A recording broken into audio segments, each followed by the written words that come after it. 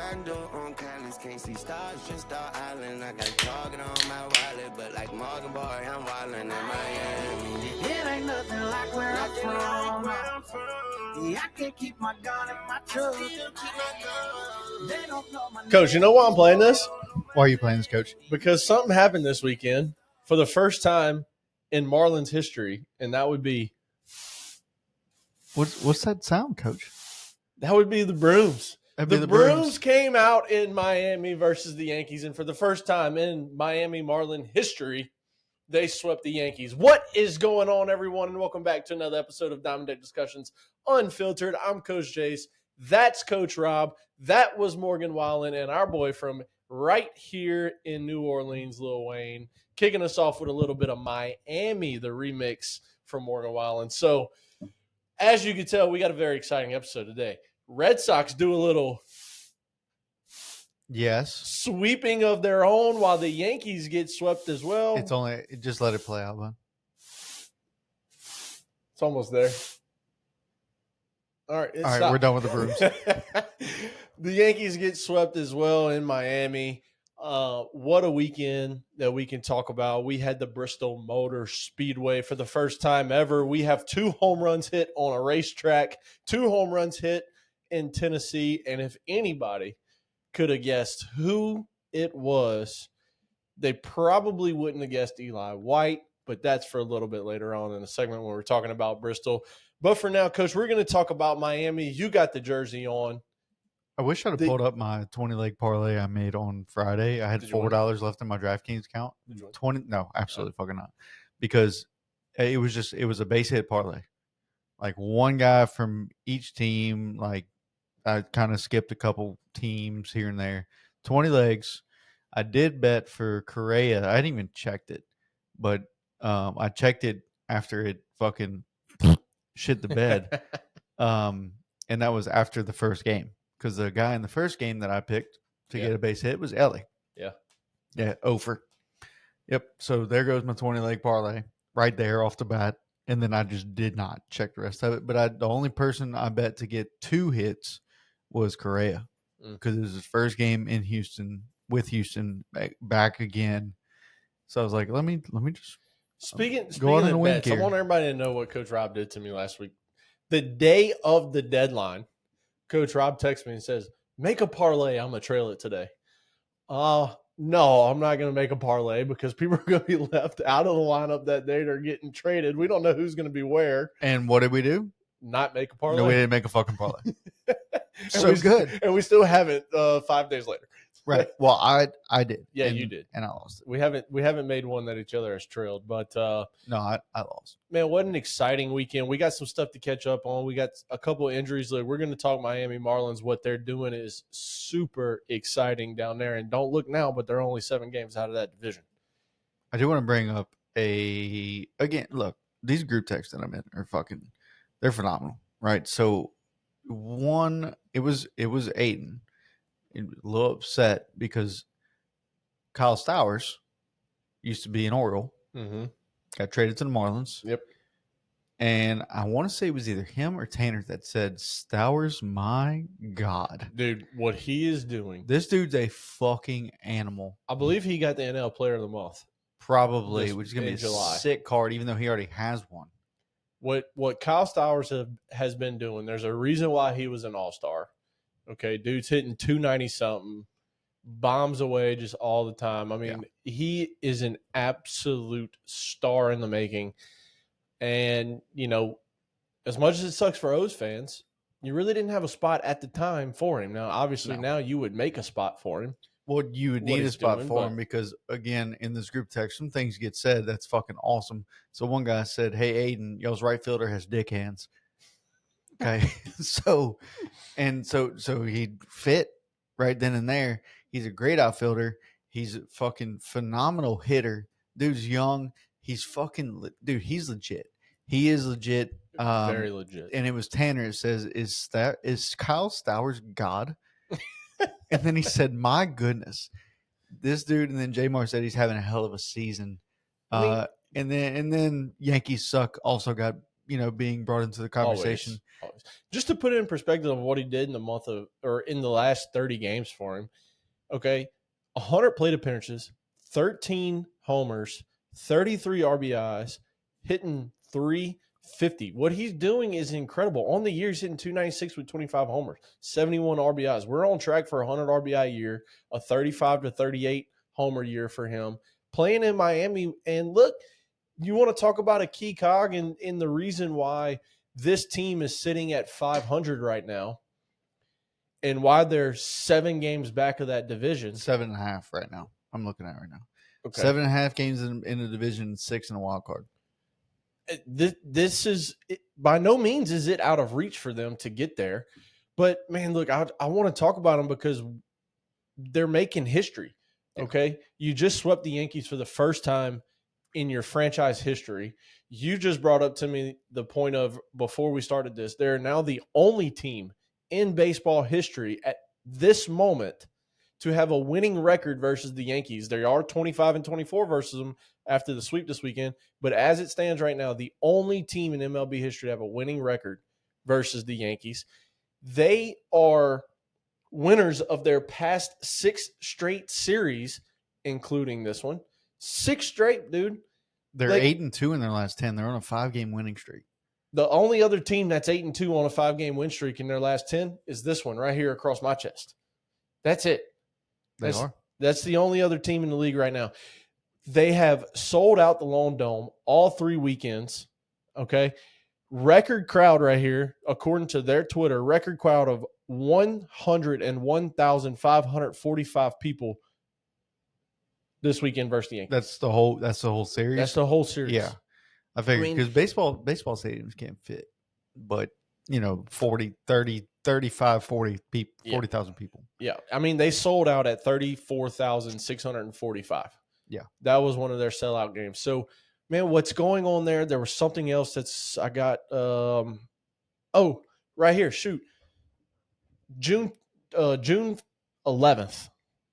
They were 24-40. Okay. So who does it sound like? This is the Nationals of 2019. Thank you. This is the Nationals of 2019. You've clawed your way back to 500 record. And, Coach, over the last 45 games, since that June 11th day where they were 24-40, they're the second best team in baseball by 1 game, trailing the Brewers at 30-15. The Brew Crew is insane now. The Brew Crew during this time frame is 31-12. All right, third hottest team in baseball since then, right here, the Red Sox at 29-15. What they have done when they traded Rafi Devers and everybody said the season's over, right? We're rebuild. We're offloading. Full rebuild coming. All the young guys coming up, and all it's done. I don't really want to say you got rid of the cancer in the dugout, but that's what he was essentially from the beginning when they went about it the wrong way and signing Bregman. Didn't talk to him. They essentially told him to put your glove down and never pick it up again. You're going to be a DH. And then Casas goes down earlier, and they're like, hey, you want to pick your glove back up and try first? And he's like, fuck y'all. No, I don't. Pretty much. And I don't blame him. Look, ever since he's got traded, it's been one of the best teams in baseball. And you just come off of a sweep yourself, which we'll talk about here in a minute. But, Coach, we got to talk about the Yankees and the Aaron Judge situation that they have found themselves in. Obviously, this happened a couple weeks ago with the All-Star break and with the trade deadline and all the rumors that were going around and all that happened, and we haven't covered this. But, Coach, Aaron Judge down right now, expected to be back this week, but has some elbow issues and got a platelet plasma-rich whatever he got in his elbow. Yes. But the plasma-rich injection or whatever. Look, the Yankees are still at 60 wins, and they're still in the 2 seed or the 5 seed in the wild card right now. But they are 4-6 in their last 10. They're having a 3-game losing streak, but they do have the 3rd best run differential in the league. Yeah. Still, right? And I asked you right before we started if Aaron Judge was in this lineup this weekend against Miami, does Miami sweep? Probably not. Probably not. He is a difference maker, I will say. He's very intimidating in the box. So he's fucking 6'7", 260, 265. And he's a big man. He's a large individual. Yeah. And it has a cannon in right field when he can throw. Now, I think you told me that whenever he comes back, he's going to be put in the DH role. Now, who the fuck do you put in right field? Yeah, I mean, because at some point you got to see Stanton right, go back out in the outfield. Well, their right fielder this past weekend was the victim of a Yankees are up by 1, runners on first and second for Miami, and ground ball hit between 3 or 4 hole. Ball goes underneath his glove all the way to the fence. 2-run score. Marlins take the lead. Yeah, that was one of the games this weekend from the sweep. I think they're going to have to put Stanton back out there because you got to have Stanton in the lineup. Yeah. And you can't put Judge out there. And, you know, it's really one of those things that's like, I don't know what's going on with the Yankees. Okay.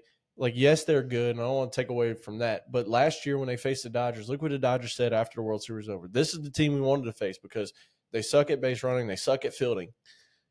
Continue over to this year, and we're seeing the exact same team. I mean, yeah, you're putting up runs. Yes, you got the best run differential in the American League side. You got third best in the entire league, but you still don't run the bases the right way. Volpe's leading the league in errors.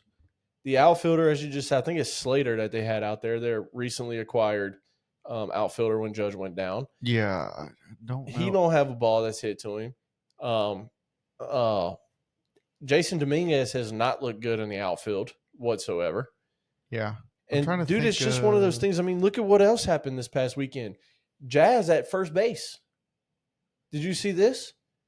Jazz at first base, the pop up to the second base. Oh, and gets doubled up. And he gets doubled up. And it don't make any sense. Like, okay, if he dropped, you can see him trying to play the whole, he's going to miss it to get me out at second. But still, you can't get more than, 2-3 steps off of first base? Because the ball's at second. And, dude, I don't know if you saw what Jeter and all of them said about Jeter and A-Rod said about the Yankees. They essentially came out and said, you got to clean this shit up. Because if this was one of us, our asses would be on the bench. And there's zero. Aaron Boone is having zero accountability right now when his team fucks up.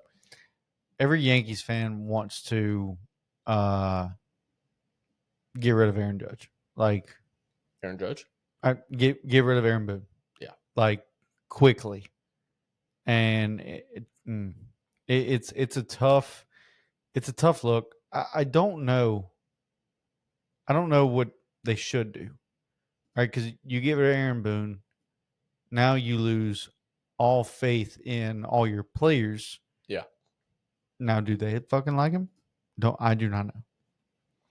I don't know. Did you see? I would assume that you saw the error in the ninth that the Yankees made. The right fielder, the one the right fielder made. Under his glove? Yeah. Yeah. Okay. I would assume you, like I said, you saw it. Well, are you about to share it? I was I like to do. I was trying to pull it up. Oh, I think it's right here. Let me see. Yes, right there. You got it? Yep, I got it. Okay. So let me do this so that everybody can see. If you're listening on a different what do you call it? On a different platform or whatever. Yeah. Just kind of bear with us here. But we're about to show this error that is Little League like.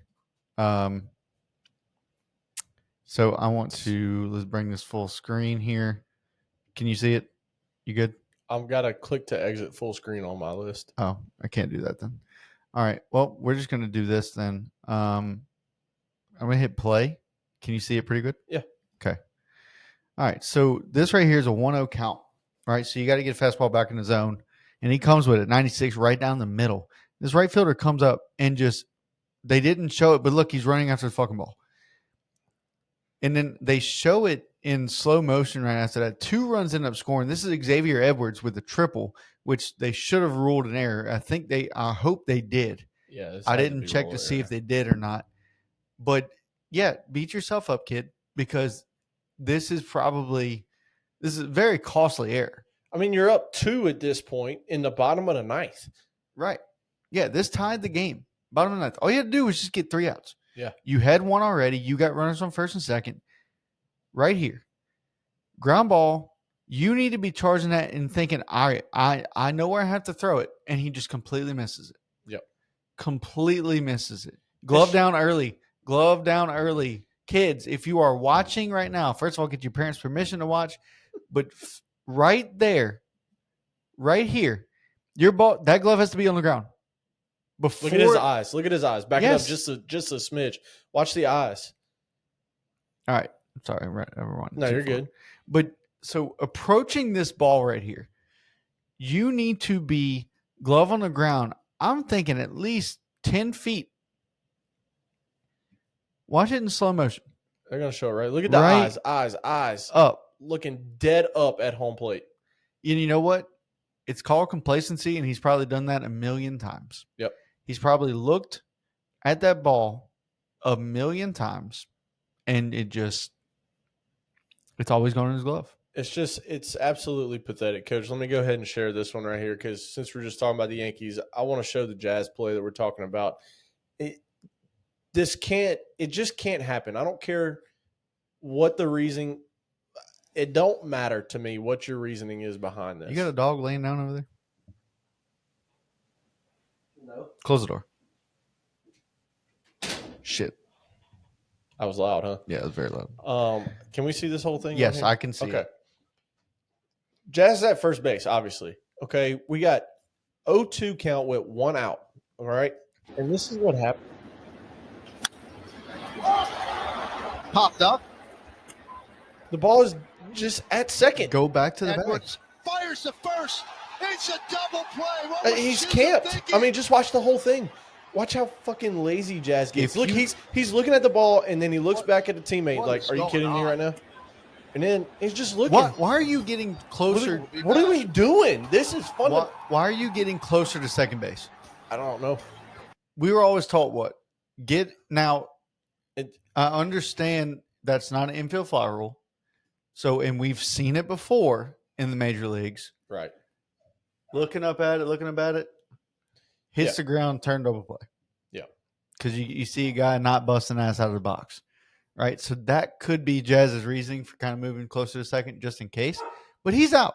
If he drops that ball, he's out. Yeah, even if you don't catch it, he's out at second anyway. Right.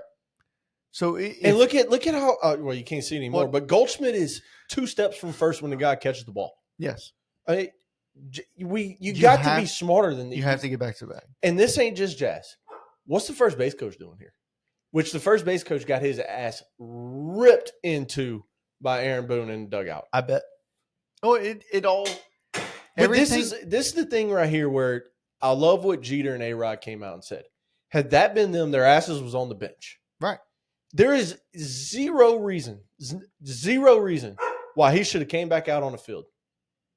Zero. I agree. I fully agree. Zero reason he comes out on the field.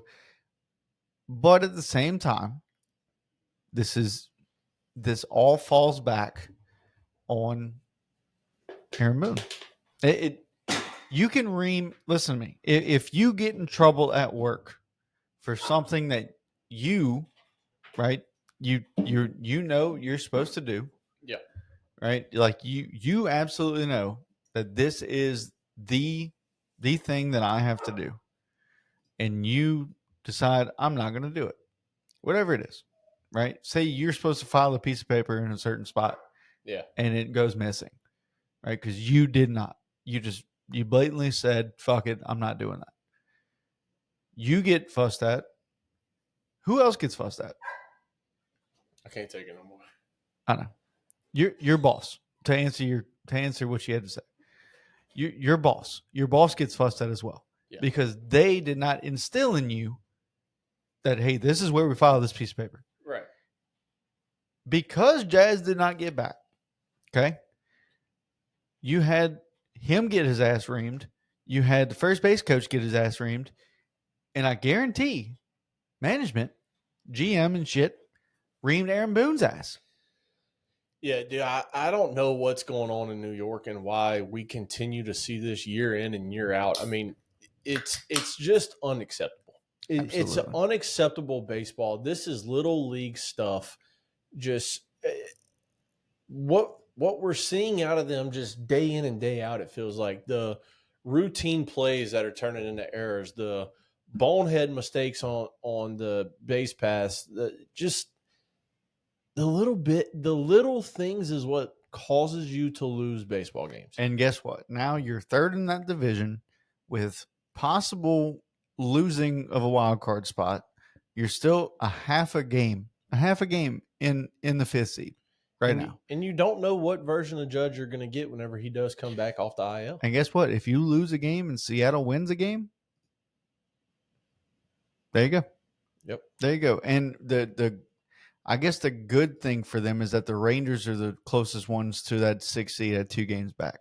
Well, that's only because the Rangers lost 3 out of 4 to Seattle this week. So that's fair. Once you get them 2 out of the way. Yeah. I don't know. I'm just going to leave it cracked. Yeah, leave it out. Yeah. But his all right, mama's almost home. I think that's enough of the Yankees. I don't like talking about them. Yeah, I think that's enough of the Yankees. We talked about everything we want to talk about. Marlins are looking solid. Coach, I mean, I'm telling you, man, this team is exciting to watch play some baseball. I'll just say it again. Second best record since they were 24-40, and now they're back to 500. It's impressive. What's happening down in Miami? It's very impressive to see what this Marlins team is doing that they just haven't done in years. Right? I watched a little story about like the 01 team that won the World Series. Mm-hmm. They weren't supposed to win the World Series. That team was actually doomed for failure. But fucking Josh Beckett did good. Luis Gonzalez. Everybody did a phenomenal job. Yeah. I thought it was Diamondbacks. It might be 2000. I don't know. Anyway, that team. Oh, you're talking about the Marlins. Yes. I'm an idiot. Yes. Yeah, that team in the early 2000s was not supposed to win World Series. They were actually doomed to fail. But then people stepped up. Mike Lowell. Absolutely. Like, that's a name you can't forget on that team. Yeah. And people started doing that. And now all of a sudden it's like, okay, this is a rerun of it. Yeah. And what happens? What happens here? Here's the crazy part about Miami, okay? And I listen to baseball podcasts and I listen to MLB Network on SiriusXM and all that stuff. And the one thing nobody's talking about is because you remember last year's trade deadline? These dudes traded like 16 MLB rostered players. Oh, like the Twins did this year. Yeah. But the Twins sold 40% of their team. But that's the Marlins MO. It is, but the fact that they're doing this a year after getting rid of 16 or 14 players, whatever it was. It's been a while since it's happened. Oh man, they bouncing back there. Look, I heard it the best today on MLB radio. It was, I think it was Steve Phillips that said it. He said, talking about the Red Sox at this point, he said, you know what? They're just young and dumb and they don't know that they're supposed to lose and not supposed to be winning. It's the same thing with the movie Major League. Yep. Doomed to fail. They cut everybody. And I understand it's a movie and it's a funny movie. It's, meant to make fun of shit. But it's a story that could come true. Yeah. Like, you are doomed to fail. You are not supposed to win. And you keep winning. What did the coach say in Major League? Congratulations. You won 1 game. You win another one. That's 2 in a row. You win a third. That's called a winning streak. That's a winning streak. Yep. And dude, these guys have won 5 straight. Man, I tell you, look, it's these guys are just playing ball, dude. That's what they're doing. And I think that's their motivation. They're just like, all right, well, we're the Marlins, and they didn't sell the whole team at the deadline. No, and I think there's a purpose behind that because say they win, they make the playoffs. Now next year, come trade deadline or off season, their players are worth a little bit more. A whole lot more. And then they just rebuild again. Yeah. But that, again, the Marlins just do that. They've been doing that for years. Yeah. Maybe this new ownership group or whatever the fuck they got, the new GM, I don't know, is trying to see it a different way, but whatever. Yeah, this Marlins team is fucking, they're good, man. Yeah. Another team that's really good, in my opinion, that actually just kind of had they're 7-3 in their last 10. They're on a 2-game losing streak right now. the Oakland Athletics, or the Athletics Baseball Club, the ABC. Yeah, not Oakland. Not Oakland, right? The Sacramento A's right now. Yeah. Right. Jacob Wilson has gone down with an injury. And now they did just get a shortstop. I don't think he's MLB ready. He's 2 years away. He's like 18 years old, but this hurts a little bit. I think this hurts the A's just because Jacob Wilson was in the running for Rookie of the Year with Nick Kurtz. Yeah, I think Nick Kurtz would eventually end up winning it if Nick Kurtz keeps up what he's doing. But this team, just like we said, they're young and stupid. They don't know they're supposed to lose. I mean, dude, these guys, this is the starter in the All-Star game, shortstop. Yeah. I mean, Jacob, what he was doing is unbelievable, and he's got a fractured left forearm is what his injury is. They don't know they can't play a World Series game in Sacramento at that small-ass park. They don't know that. And I love it. Now, look, they're 49-65. They're last in this division. They're 14 games back. They're 11.5 back from the wild card. They have a minus 120 run differential. But you have this team that is starting to put shit together. Mm-hmm. And if they catch fire, oh my goodness, no one will put them out. No. If they catch fire, I don't see it happening. I texted you time and time again. The 2027 A's will make the playoffs. Yep. Mark my words. You heard it here first. The 2027 A's will be good enough to make the playoffs. And I think they will make the playoffs. Oh, the 2027 A's are going to win the division. Depends. No. 2027 A's win the division. Those guys are loaded.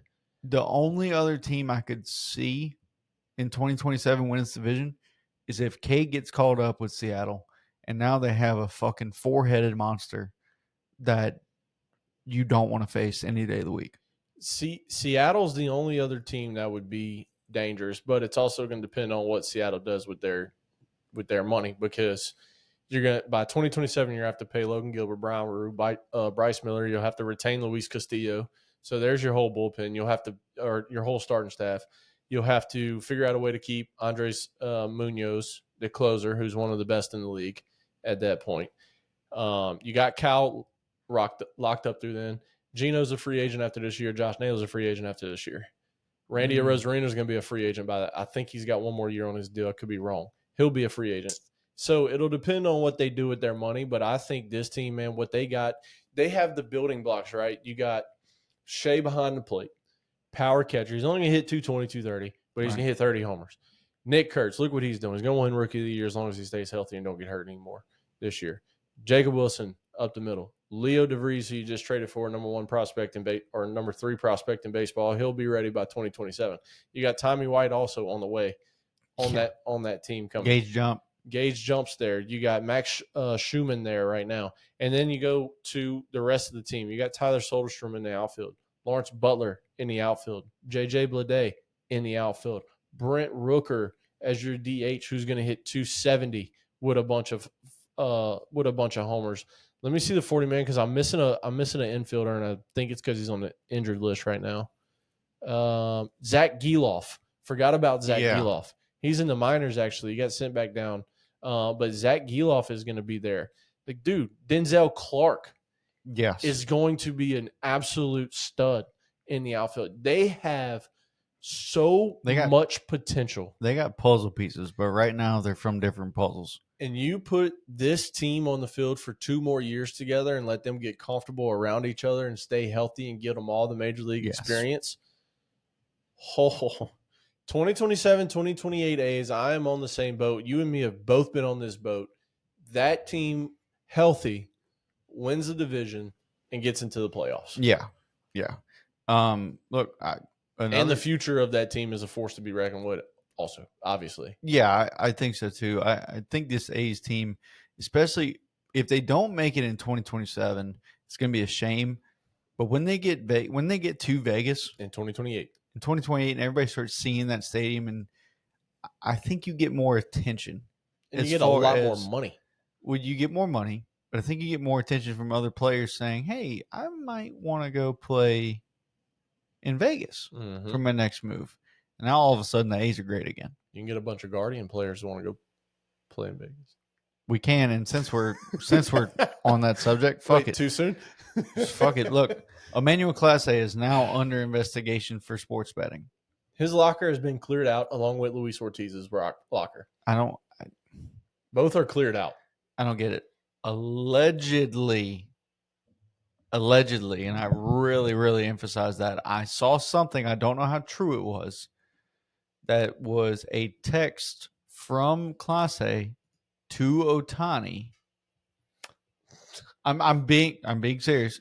I don't know how true this is, but it was a text from Clase to Ohtani saying that, hey, your guy isn't getting back with me.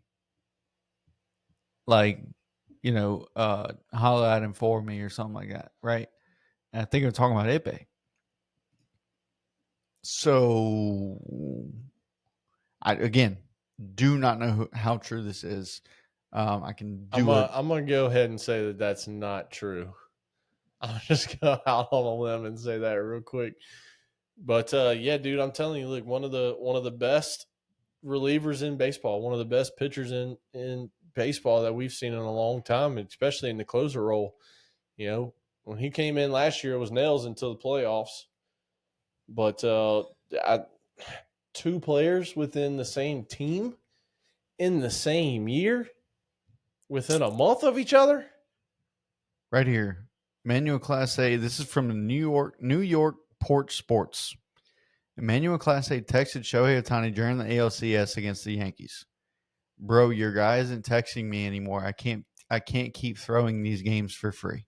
Yeah, no, that's not true. Ain't nobody saying that over a text message.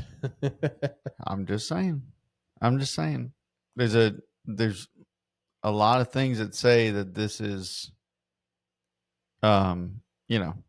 allegedly, right? But there's some proof out there. Oh, there's definitely some proof out there. Yeah. So all you got to do is look at some of those first pitches and. Yeah, I mean, look, I don't know. I don't understand why this happens. I don't understand how they can even try to make this happen. I mean, if they're being offered a lot of money, that's one thing. Sure, these guys from other countries normally come from like nothing, like playing baseball with a stick and a bottle cap on dirt with no shoes. Like that's why their hand-eye is so much better than ours. Right, exactly. But still, yeah, it's just something that it's something that makes you raise your eyebrows. What the hell is going on in the water in Cleveland? Yeah, I mean, shit. I don't know. I also saw something that was 100% not true, but it was saying that Shohei requested trade to Cleveland. Yeah, that was pretty funny. I'm not gonna lie. Yeah, I saw that too. But man, this is tough because this is the best closer. This is one of the best closers in the league. Right. The other one is now in Philly. He is. And his new entrance is fucking awesome. Do we want to take a minute to watch this? Yeah. Do we want to take a minute and 9 seconds to watch this electricity in the air? Because we can do that. Yes. Do you have it pulled up? I do. Awesome. Fucking yes. You know I do. I'm in. You think I put that on the notes without having it pulled up? Come on now. I didn't know you put that on the notes, to be honest with you. You know me better than this. All right. Let's just take a minute to embrace. Can you see it? Oh yeah. All right. Let's take a minute to embrace how great this is.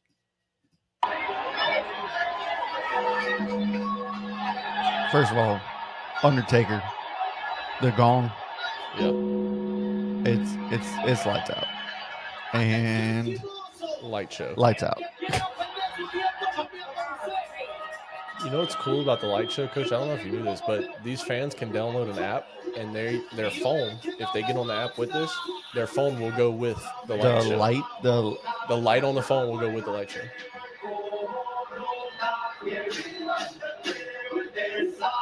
Dude, this is so fire. And they got it done, like, quick. Yeah. The Durantula, bro. The Durantula. That's a sick nickname. So awesome. I'm not going to lie. The fact that we can do this nowadays with the lights is also well, because you remember growing up, you go to turn lights on in any ballpark. It's an hour. It takes an hour for them to heat up and this and that. Like, if you played an 8 o'clock game, you had to turn the lights on about 6. So right before they started, that's just so sick. But so right before they started this, Trey Turner had just made the last out. And so the camera's on Trey Turner taking off his batting gloves, and all of a sudden you just camera pans, or the I think the first gong had went off. Yeah. And you just you see Trey's face, and he's just like shocked at the moment. You know, my favorite part of it was the ESPN crew, right? Because it's Sunday Night Baseball. Mm-hmm. The ESPN crew, I think it was Carl Ravage. He said, "We're not going to go to commercial. We're just going to stay silent and embrace this." Love Ravi. And that's what they did, dude. They didn't make a noise. They just had it wasn't the blimp, but they had the blimp cam essentially that was over the whole stadium showing like the light a drone shot. Yeah. Yeah. And just, I mean, so awesome. Let's talk about Carl Ravage for a little bit, because the amount of baseball knowledge that he has is unreal. Dude, he's a historian. Yeah. He is a baseball historian, and it almost seems like every person he talks about, he can be talking about baseball from 1892, and it's like he was there. Yeah. He paints a picture so vivid that you literally think that he was there, and then you look at him and you go, well, he might have been.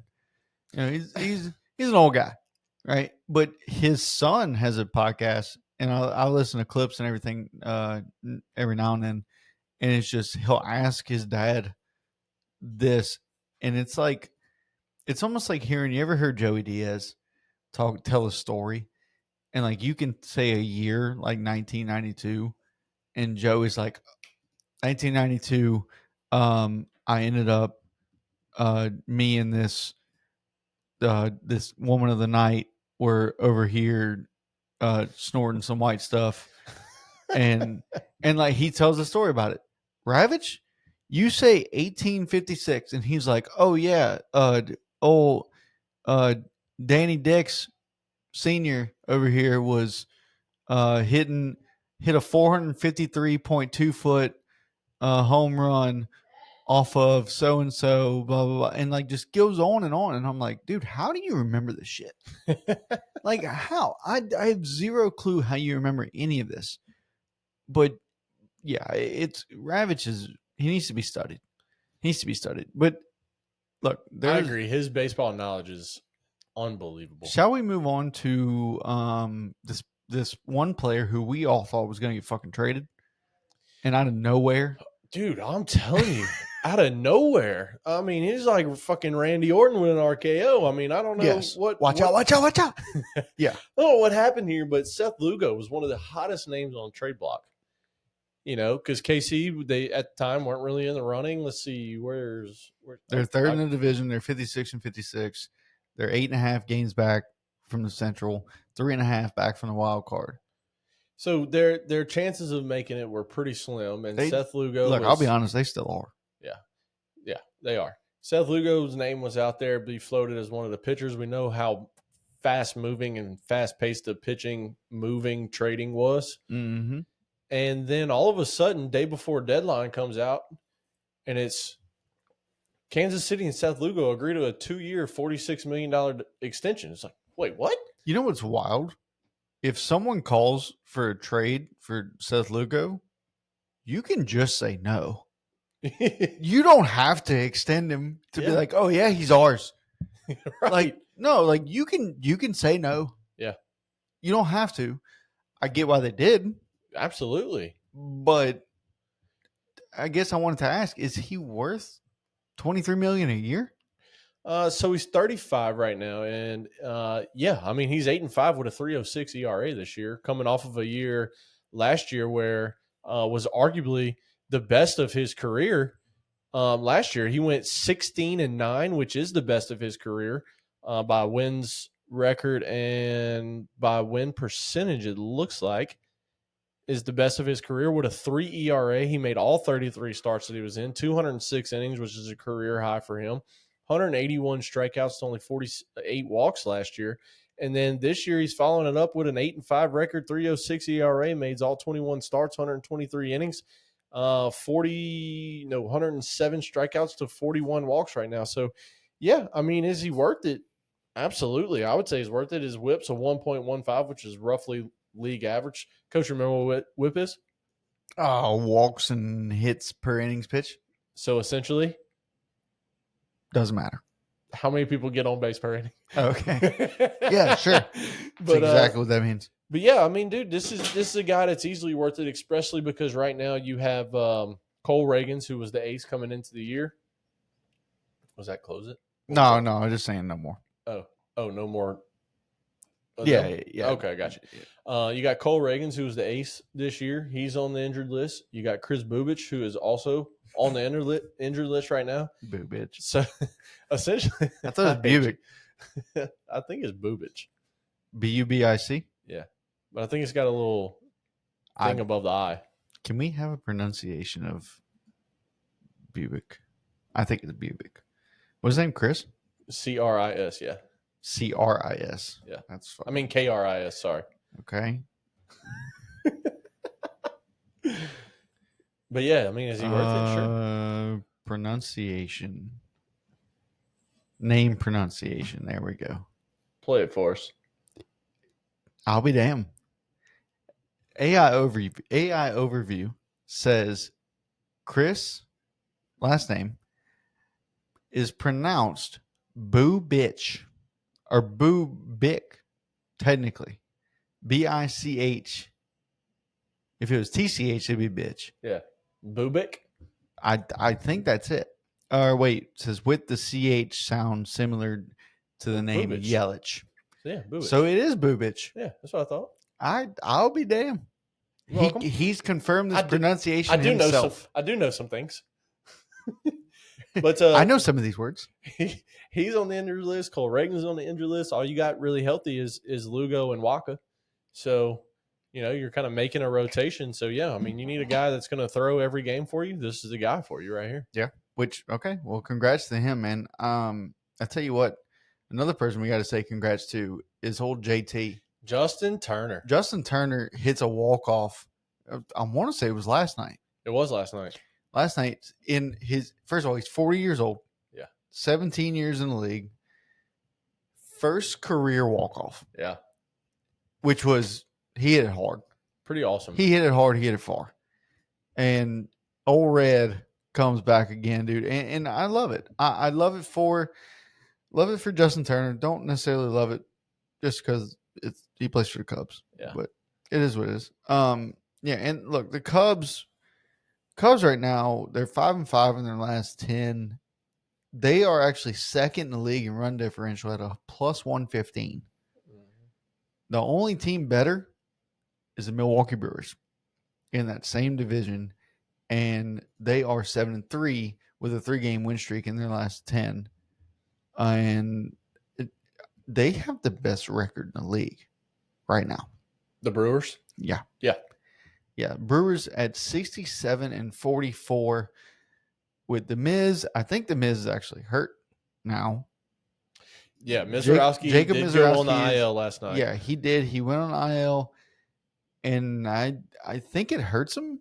But having Woodruff back and having their offense right now that, again, leads the league in run differential at plus 119. Yeah. That's insane. They're kicking teams' ass, dude. Yep. Like, let's just say. Okay, so how many games have they played so far? I say kicking teams' ass. Technically, 7 + 4 is 11, 100, and it's 111. I mean, we're 111 games in. Only 2 teams have given up less runs. Have given up less? Yes, have allowed less than them. So their runs allowed is 436. There's only 2 teams in the league with less than 436, and that's the Padres at 425 and the Royals at 422. Interesting. Now, when it comes to the run scored part, they are third right there, fourth, I think. So they are at 55. They're 5th in the league in run scored. Yeah. Yeah. It's crazy. I think the Yankees first. The Yankees have 579, which So do the Cubs. is tied for first. Tied for first with the Cubs. Mm-hmm. And the Dodgers are technically in third at 576. Yep. That is, see, it's crazy. But this year, look, I think we shouted out the Brewers last episode because they're the new manager. Yeah. Like he finally got them boys right. Now Woodruff coming back helps. Yep. Okay, you get rid of Nestor. You get rid of Devin Williams. So you traded for Nestor. Mm-hmm. Was this team like the others, like the Marlins, were they doomed to fail? I don't think so because of the offensive power that they have. Yeah. With Sal Frelick playing there, Bryce Terang playing there, which he's going off right now. Yelich is back and healthy finally. Yes. And you have Jackson Chourio. I'm pretty sure Rhys Hoskins is coming back as well soon, or he just came back. Rhys Hoskins, I want to say, just came back.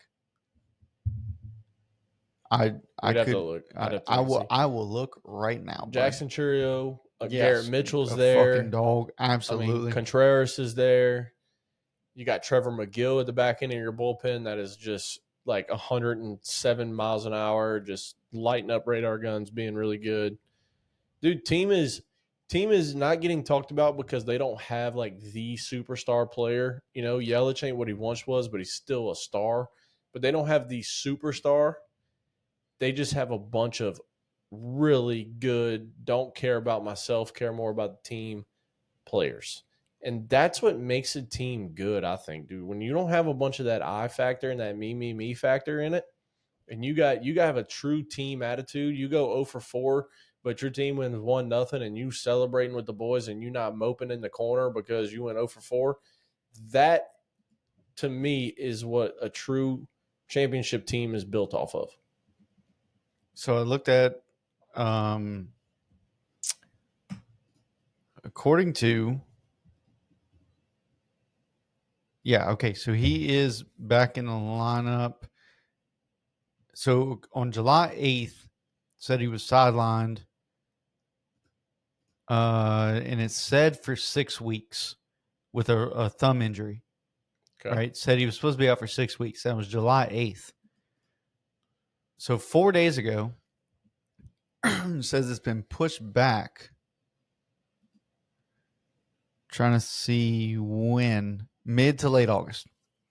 So he's not back yet.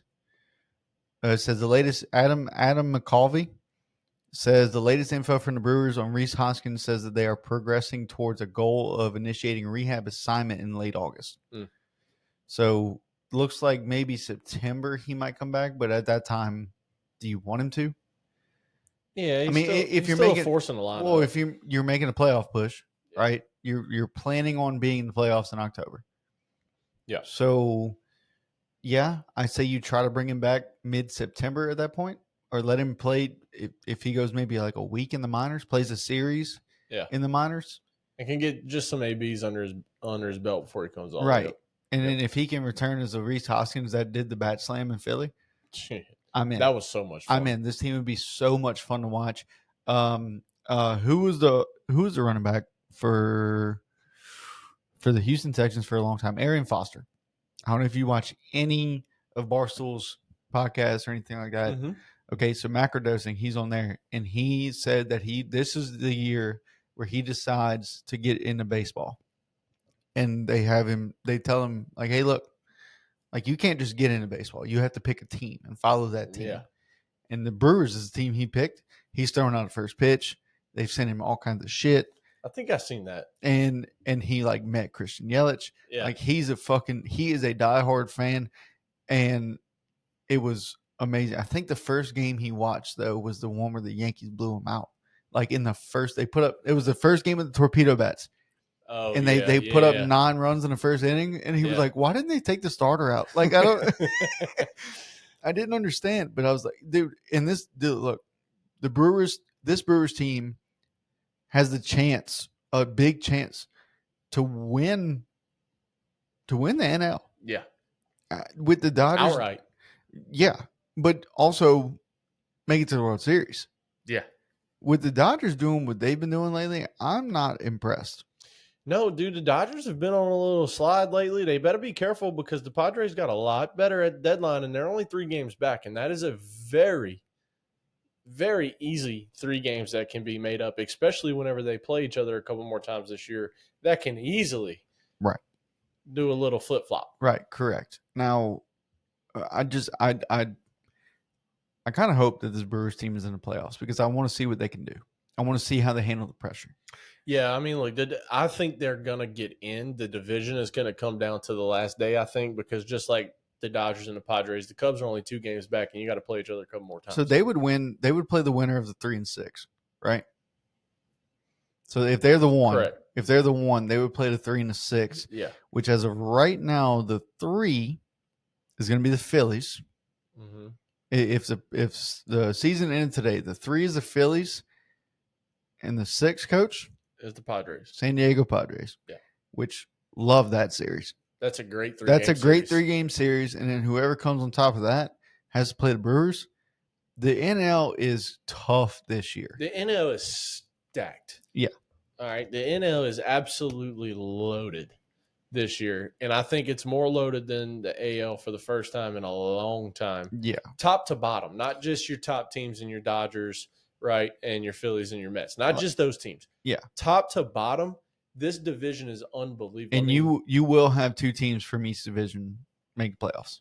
Yeah, I think so too. Unless the Reds get hot. The Reds have to get hot, and they need a lot of help. Yeah, but even if the Reds get hot, then they're still gonna have to play the Cubs. Yeah, but I'm talking about the Reds get hot. The Padres fall off the rail for some reason, and they sneak in the wild card. See, I don't It's see only that happen with the Padres. What they added? It's only 4 games. With the Padres added at the trade deadline? Yeah, Padres are making fucking playoffs. Yeah, they have to. If they don't, it's a very head scratching of why didn't they? Yes, very. But look, I want to go into this number 6 right here because got it. You talked about how the Barstool guy had to become a fan of a team, right? Had to pick a team. Coach, I know I can speak for myself here, but when I was growing up, there was a guy I was a big fan of, and it made me a fan of this team. All right, I followed him his whole career. Every time I played MLB, he was the first guy I traded for because I loved him. He was one of my favorites. We got to watch him in the home run derby, set the records in the home run derby that he set. Unfortunately, dealt with some stuff off the field. I think I've mentioned before that I've read his book a couple times front to back, and you know me, I am not a book reader. I'm not reading shit. And I asked you if there's a movie. But there's not. The book itself is so good that I've read it multiple times. He talks about all that in there? Yeah, it's his own book.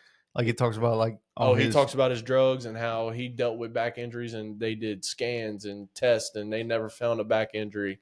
And it was because he was always on drugs. He was essentially hallucinating a back injury. Like it wasn't there and he couldn't play and this, that, and the other. But Coach, the guy that I'm talking about is our one-time MVP. He is a 5-time All-Star. He's been in MVP voting 4 of those 5 All-Star years. He's a 3-time Silver Slugger. He's an ALCS MVP. He's got a batting title. He's a regular season MVP, as I mentioned. He's a 3-time Silver Slugger. Texas Ranger outfielder, former outfielder, Josh Hamilton will be receiving his Rangers Hall of Fame jacket this coming weekend. Is that essentially like how football does the Ring of Honor? This is the Rangers Hall of Fame, yes. He is going into the Rangers Hall of Fame. This is a guy that, again, when right, when healthy, when on the field, when not dealing with the stuff that he dealt with, was an unbelievable machine. Absolutely. Out there. Back in his MVP campaign, he led the league in WAR at 8.7, led the league in batting average at 359, led the league in slugging at 633, led the league in on-base plus slugging at 1.044. What he did to go through the stuff that he went through, and I'm not going to go in depth about it because it's very heavily drug-related. It's cocaine addiction. It's needing to be in a tattoo parlor. Addiction was, that's not a bad thing. Do what you do. That don't bother me. So I did hear in an interview one time, he regrets damn near all his tattoos because he got them while he was on drugs, and he correct remembered. That's how he remembers them. Yeah, that they're all because of his drugs. Like, and so when he looks at his tattoos, he's reminded of his drug addiction. So this is a guy with immense talent. Look, 6'4", 240, playing fucking outfield the way he did was, oh my God, like just insane, man. Originally from North Carolina. Yeah.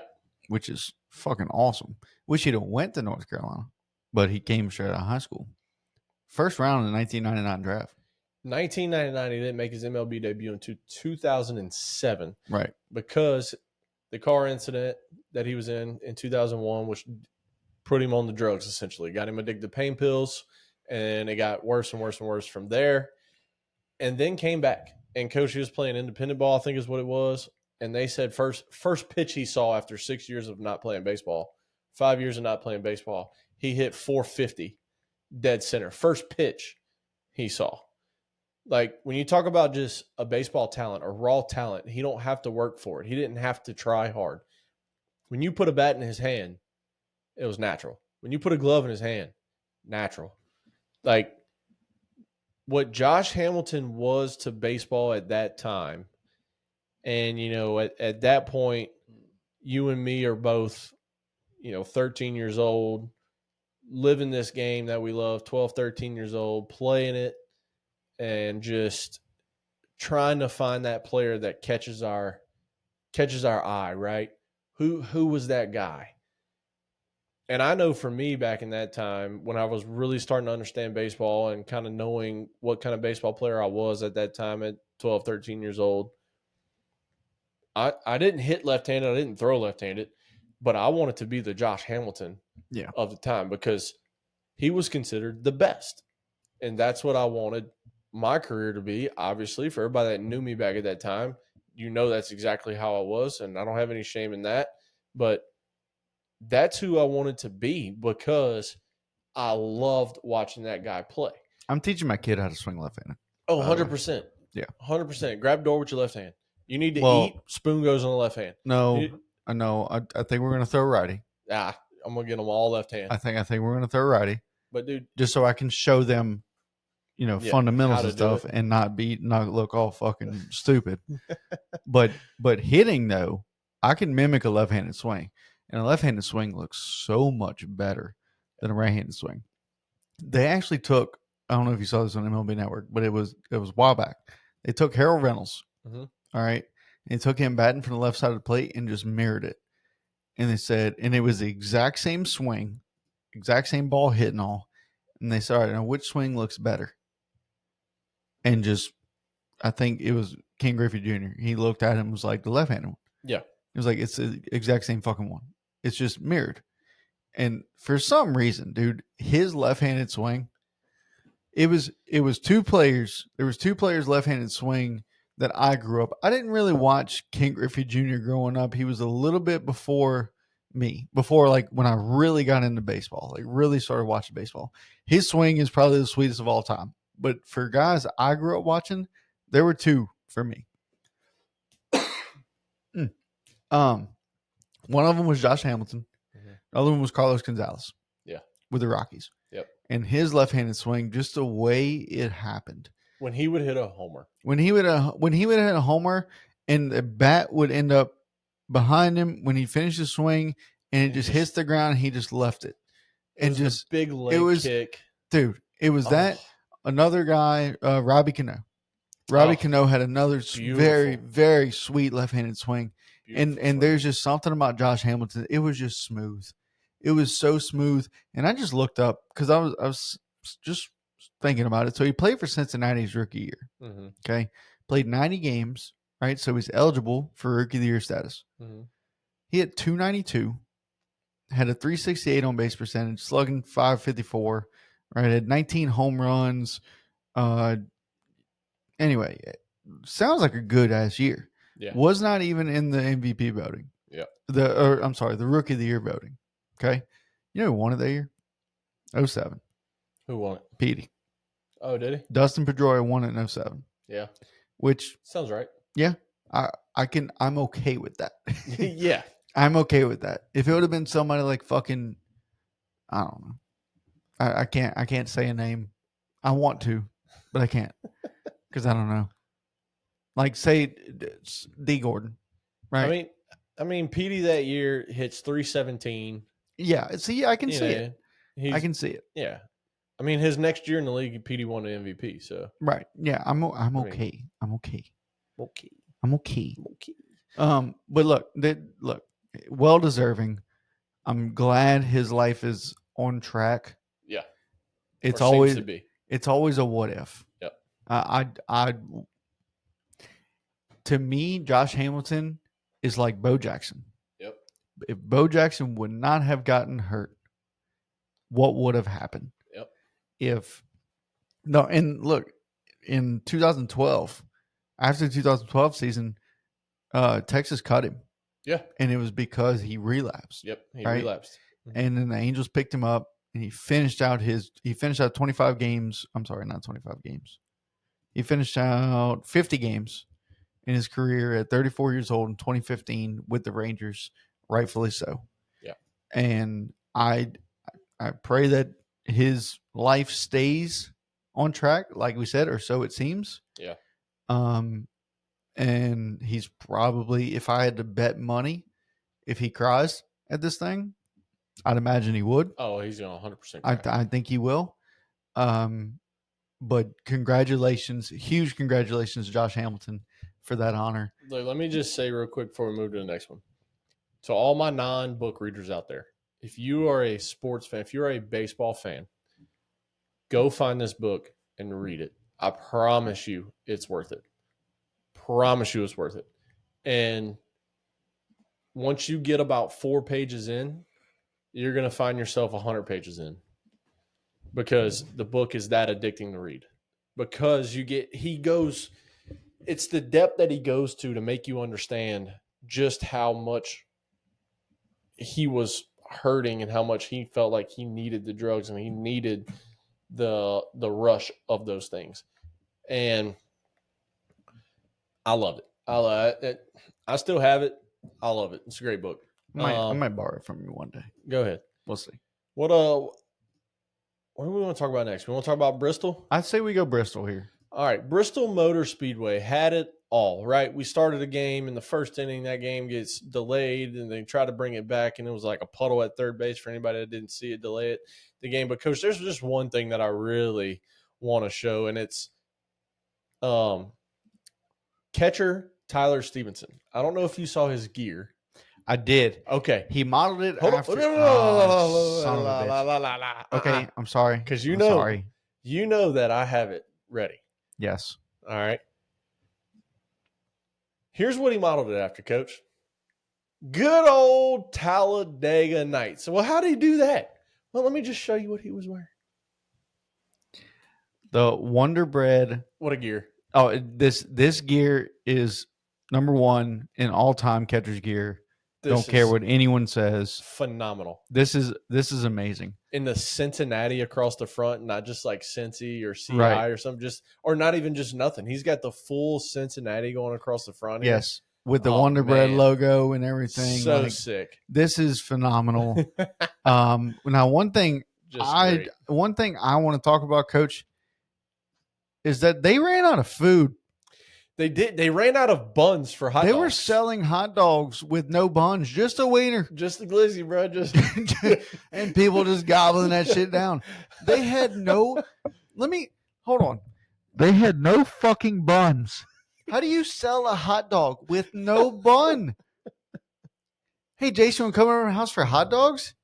Yeah, sure. That's fine. What would you do if I just hand you a plate with a fucking wiener on it?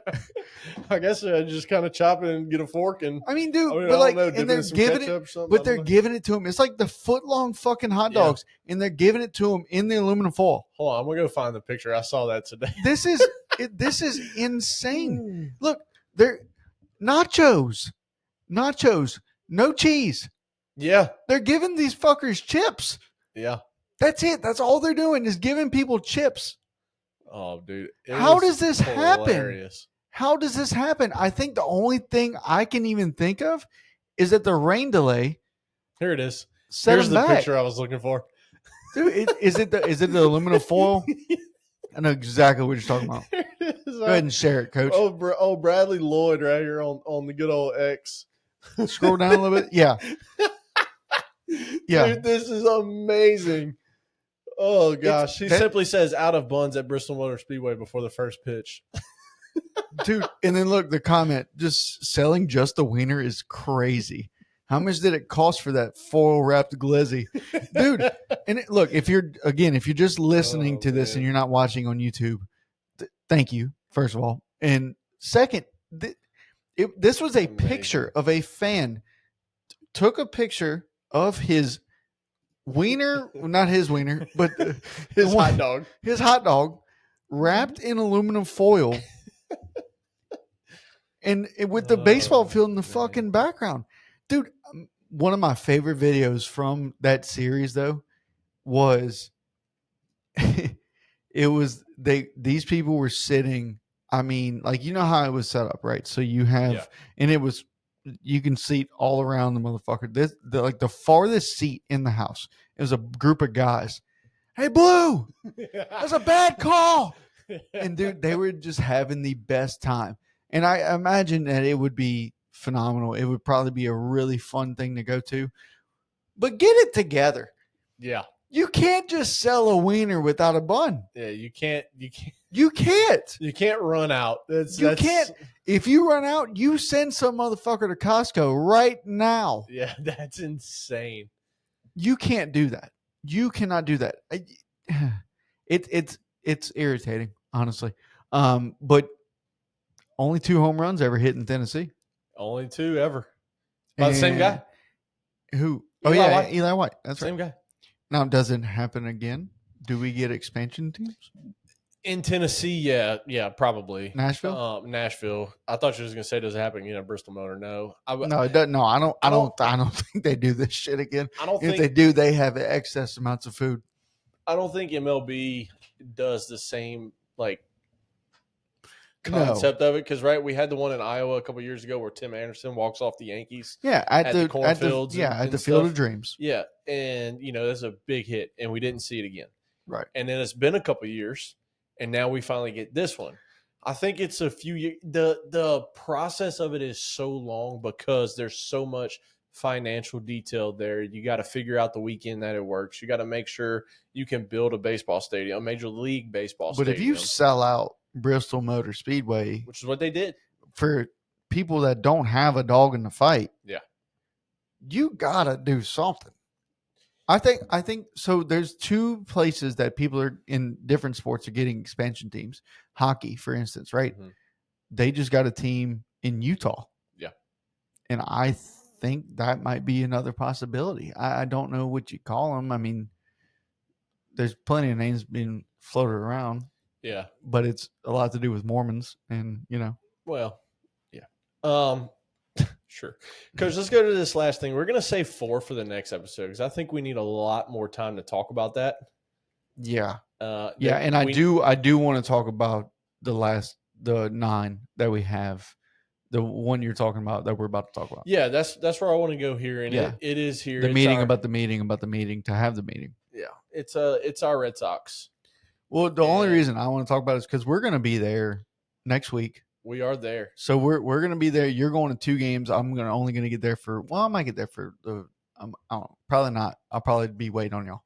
But we'll see. It's probably just me going now on Tuesday. I'll tell you why after. Okay. Okay. Okay. I'll tell you why after. All right. Anyway, so look, Red Sox Astros had a series this weekend. Red Sox get the sweep. And Framer Valdez was not happy with, who was on second? Trevor Story? Not Framer. That was Hector Framer. Hector Neris. Yeah, was not happy with Trevor Story or the third base coach. And apparently he got it wrong. I don't know if you saw John Boy's breakdown. I have it saved right here. Actually. Okay, I'm looking so I didn't get to watch that, but from what I saw, from what I heard, that Trevor Story wasn't stealing signs. He was not. He was not stealing signs. And let's back it up just a hair.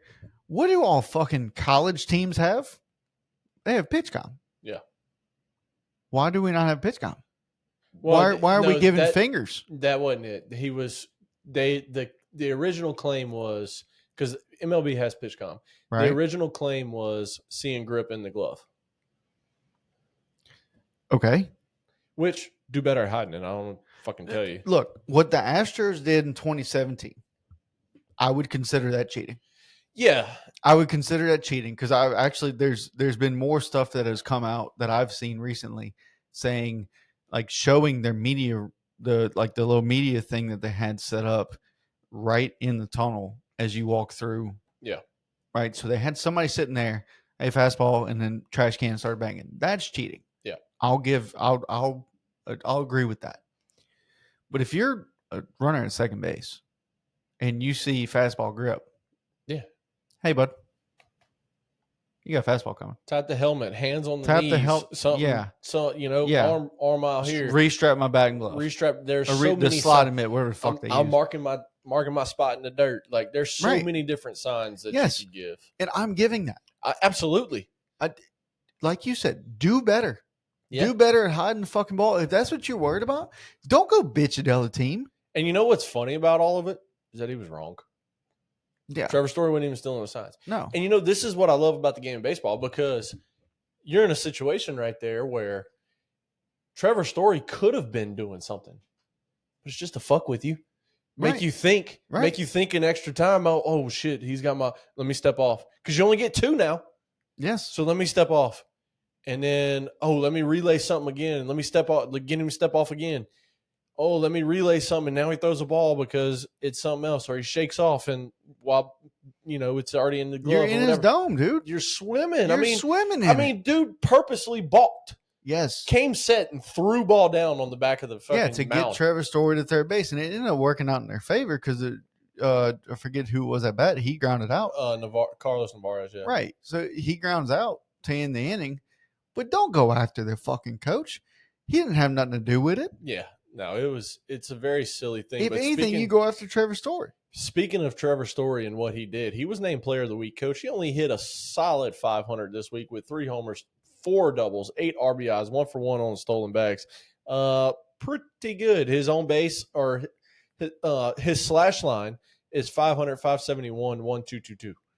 Pretty damn good week. I hope he keeps it up, but I will say this, for baseball's sake, I hope the Astros get in the playoffs. For baseball's sake, I do too. If they do, I think it's going to be a wild card. I think Seattle got too good at the deadline. They added to their lineup.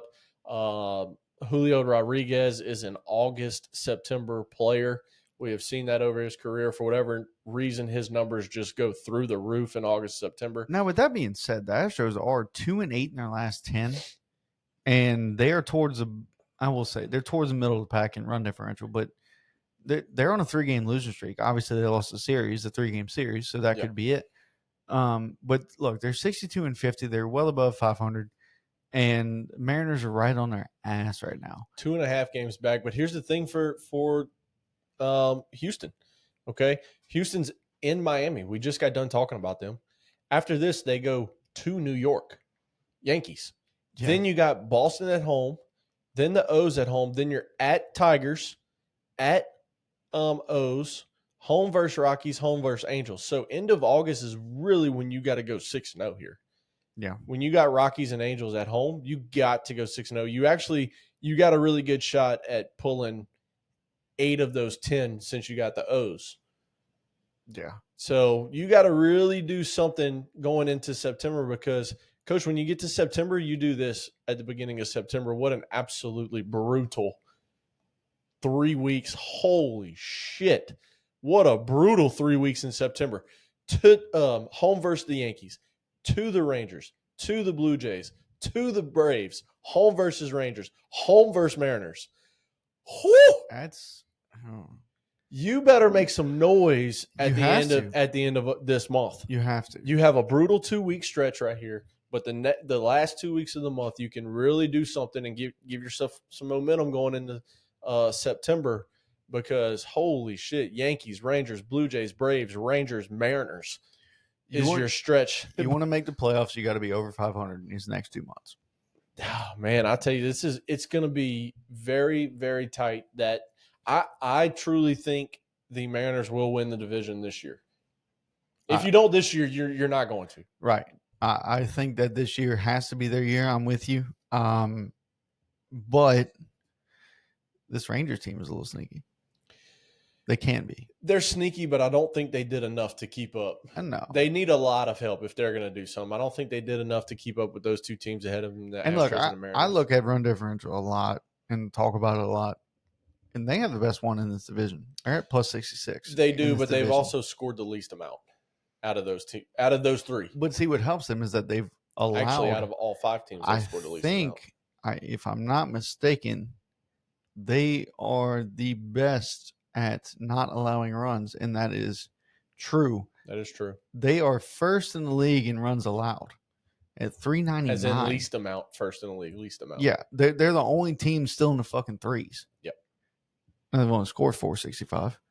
Yeah. But you get Seager going, Josh Smith going, you get Adalis going, dude. I mean, if Jock Peterson can find his way, if Jock Peterson can find his way and lose a little bit of fucking weight, he's fat as fuck. I don't know if I saw his ass chugging around the bases the other day, dude. He looked like a wide body fucking I don't know car. But I want to talk about the Red Sox because that's what we're here to talk about. We're going to see them next weekend, or next week. We're going to Houston for my bachelor. We got 9 days. Yeah. Yeah. My bachelor 8 trip, days. 8 days. And we're going to catch some Astros and Red Sox. So, Houston, we're coming to you. Yeah. We're going to come find you again. And I'm excited. I know you're excited. Oh, yeah. So, I'm glad your schedule ended up working out well. Yeah, I'm ready. I'm leaving. But we're going to be leaving after work. I get off at 1:30, so. Yeah. Sox are hot. Going into Houston. Hopefully, we can keep that going. Yeah. And see some good baseball. You got anything else you want to talk about tonight? Or you want to go ahead and close it out? I think we saved that last one for the next episode because I think we need a lot more time to talk about that number 4.